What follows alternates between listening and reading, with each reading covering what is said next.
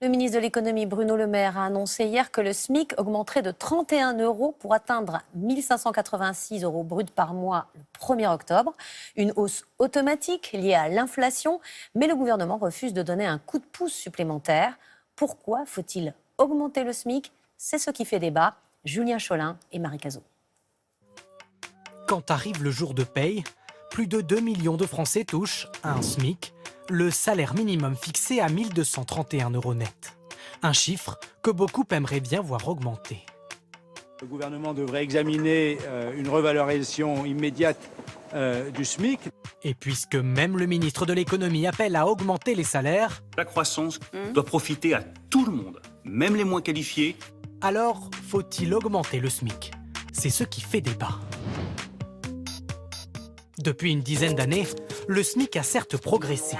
Mais à peine n'a-t-il suivi l'inflation. Le dernier vrai coup de pouce date de 2012, impulsé par François Hollande. 9 ans après, une nouvelle hausse est-elle justifiée? Selon les économistes, les dépenses obligatoires ont pris de la place dans le budget des Français. Le loyer, les assurances, les abonnements. En 60 ans, la part de ces dépenses s'est envolée. Elle grignote aujourd'hui plus de 30% du budget des ménages, et même jusqu'à 41% chez les ménages les plus pauvres.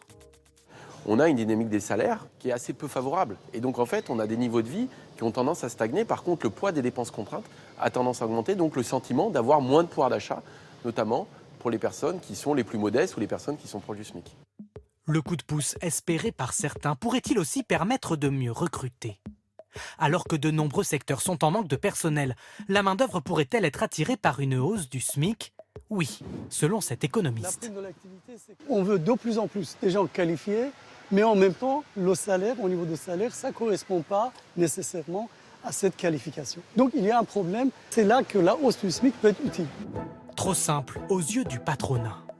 C'est un des éléments, mais franchement, ce n'est pas le premier élément qui fera que nous allons trouver d'un seul coup, par coup de baguette magique, les compétences dont nous avons besoin aujourd'hui.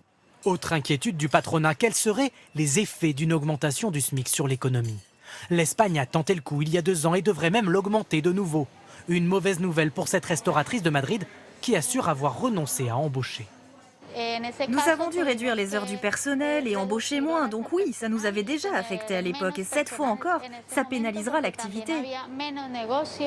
Selon la Banque d'Espagne, augmenter de 22% le salaire minimum aurait détruit 24 000 emplois en 2 ans. Mais pour l'employé du restaurant, un coup de pouce était indispensable. Beaucoup de familles ne s'en sortent pas avec 950 € par mois, donc oui, c'est bien que ça augmente et il faut que ça continue. En France, le gouvernement exclut pour l'heure tout coup de pouce au salaire minimum au-delà de l'inflation.